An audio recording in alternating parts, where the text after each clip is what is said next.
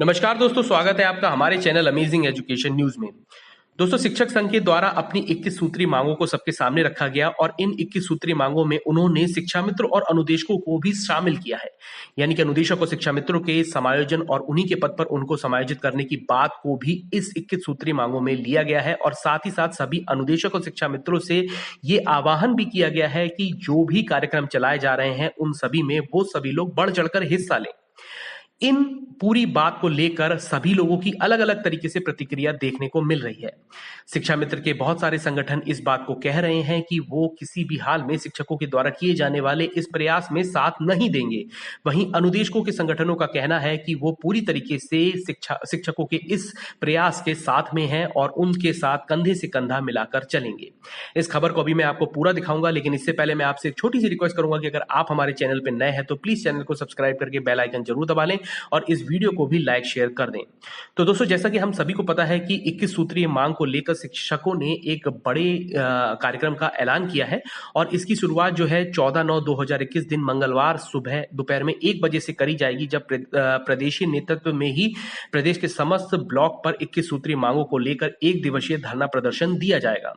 इसके लिए उन्होंने सभी शिक्षक शिक्षिकाओं, शिक्षा मित्रों, अनुदेशक साथियों से निवेदन किया है कि 14/9/2021 दिन मंगलवार को 1 बजे प्रदेशीय नेतृत्व में वो अपने समस्त ब्लॉक पर 21 सूत्री मांगों को लेकर 1 दिवसीय धरना प्रदर्शन करेंगे।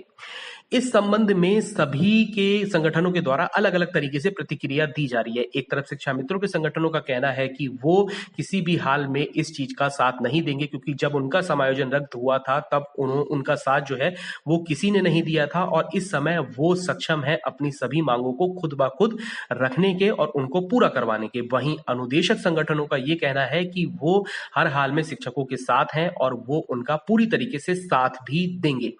इस पर आप लोगों की क्या राय बनती है, ये आप लोग का खुद का फैसला होगा, लेकिन यहाँ पर एक चीज बहुत अच्छे से क्लियर होनी चाहिए कि अगर किसी संगठन के द्वारा आपकी मांगों को उठाया जा रहा है, यानी आपकी मांगों को सबके सामने रखा जा रहा है, तो आपको उनके कंधे से कंधे मिलाकर चलना चाहिए, क्योंकि किसी न किसी तरीके से आपकी मांग सबके सामने आ रही है और उस पर सोच विचार भी की जाएगी। 21 सूत्री मांगों में सबसे बड़ा सवाल सभी के मन में ये आ रहा था कि सबकी मांगों को ऊपर रखा जाए, लेकिन ये कैसे पॉसिबल है? आप खुद सोच के देखिए कि अगर कोई संगठन अपनी मांगों को सबके सामने रख रहा है तो ये निश्चित है कि वो सबसे पहले अपनी ही बात को सामने रखेगा। उसके बाद उन्होंने अपने साथ में जिन साथियों को लिया है उनकी बात को भी वो कहेंगे। तो इसी तरीके से इस 21 सूत्री मांगों में अनुदेशक और शिक्षा मित्रों की मांगों को भी सम्मिलित किया गया है, लेकिन यहाँ पर सभी शिक्षक और शिक्षा मित्र और अनुदेशकों के मन में यही सवाल लगातार चल रहा था कि हमारी मांग को ऊपर क्यों नहीं रखा गया। तो इस पर आप जवाब खुद ही सोच सकते हैं कि अगर अभी अनुदेशक अपनी मांगों को लेकर कोई ज्ञापन सौंपते हैं